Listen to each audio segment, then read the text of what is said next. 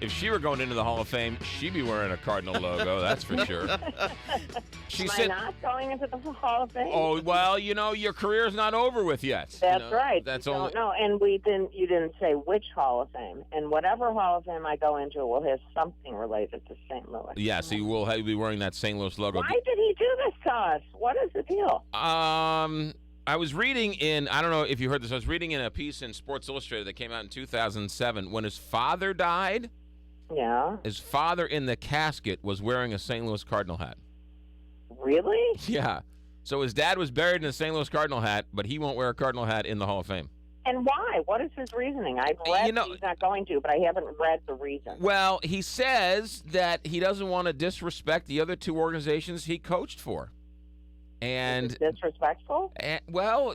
He says that he checked his heart and he checked his gut, and he decided that he didn't want to step on one over the other. He says maybe I'm offending one, maybe I'm offending all three, but I think I'm doing what I want to do. Now, you probably knew this, but I did not know that they got to choose what team. Well, they don't. This is interesting because Wade Boggs, reportedly, the rumors was when he signed with the Tampa Bay Devil Rays, where he cut a deal where the Devil Rays said to him, hey, when you go into the Hall of Fame, put our hat on your head. And so the Hall of Fame said, oh, no, you can't sell that. So they work in conjunction with the Hall of Fame, but ultimately it's the Hall of Fame's choice. So it's sort of this weird, they take the input from the player, but ultimately it's the Hall of Fame's decision. So is the Hall of Fame dissing us? Well, is it the Hall of Fame that doesn't want another Cardinal? I don't know. I don't think there's any conspiracy theory. I think they probably took what La Russa want. I mean, it's a great follow-up question as to whose ultimate decision was this. Was this Tony La Russa's? Was it Greg Maddux? Or was it the Hall of Fame decision? So we don't know if the Hall of Fame said, okay, it's going to be Cardinals. We don't know how the decision came out. We don't know if Tony said, please, I don't want a hat, and the Hall of Fame said, we'll grant you your wish, or the Hall of Fame went to Tony and said, look, we don't know what to do. What do you think? And they sort of came to it together. We don't know how. I thought it would be the team with which they had their most success. That's if right. you won your most World Series rings with the Cardinals, you'd go in as a Cardinal. Right. Well, right. Well, and as Kelly Jackson pointed out, if he never coached after Oakland, he wouldn't be into the Hall of Fame.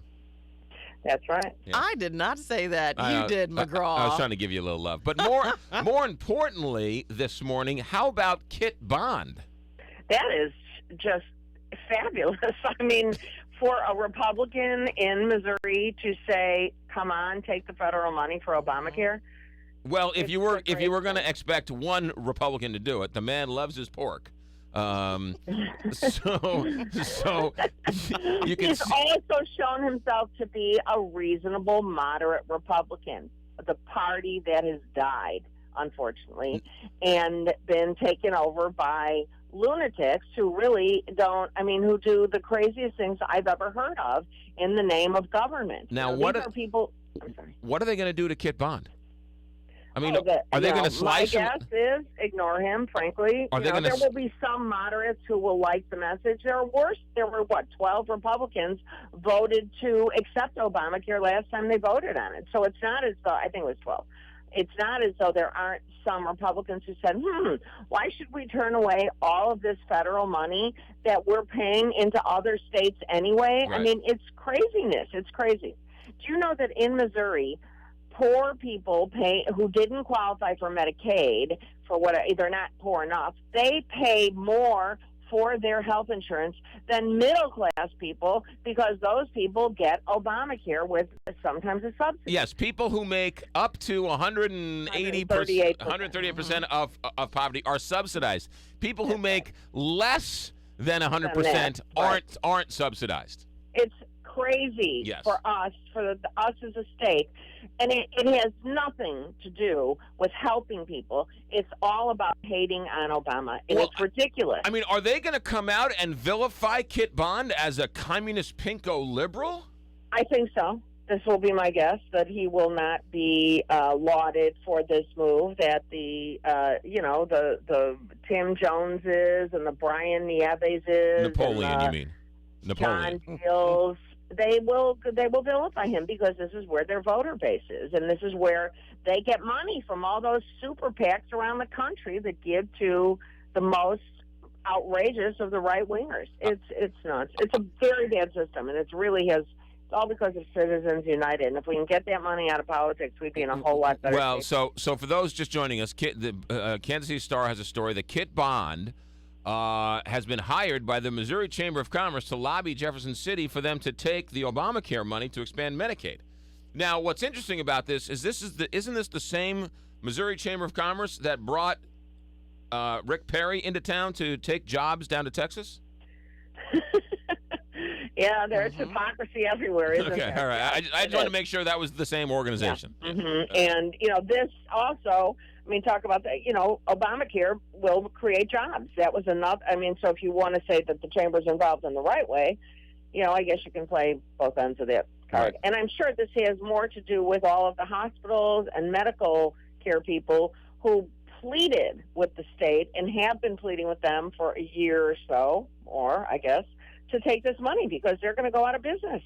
Yeah, no, it's as a matter of fact, I said yesterday on the show that the right-wing Tea Party industrial complex is lying to the people of this state, and the fact that we're not taking this money is an impeachable offense. And I think you're right. Of course, I was called every name in the book: pinko, wacko, liberal, apologist, Obama lover, right? It turns out, instead of all those names, call me Kit Bond. Because he's saying the exact same thing. I said, you're in good company. I said, look, I said, this could be the second worst policy in the world. But you know what's worse? Turning down the federal money. Absolutely. Yeah. So call me Kit Bond. I'm in good company. I'll take his arrows for him. I'm happy to see that you've seen the day, seen the light. Oh boy! All right, we'll leave it there while we're still on speaking. We're not going to talk about any of the exciting news coming out of the cultural institutions of the St. Louis region. I'd love to, but that's kind of what my colleagues say when I bring this up. They're awfully tired of the subject, but I like every grainy detail. Well, we'll save that for another time. I think it's interesting. Well, Deb, I think it's interesting when you and David Hunt get kicked out of meetings. That's the most fun part of all that. That's what you like. Thanks, McGraw. Deb, Kelly. Deb, when can we read you on the editorial page? When can we see you? All the time. It's just you never know. It's a roll of the die. STLtoday.com/opinion. The platform. You got it. Deb, be good. Bye. The platform, I think. It's theplatform, I think.com. Theplatform.com.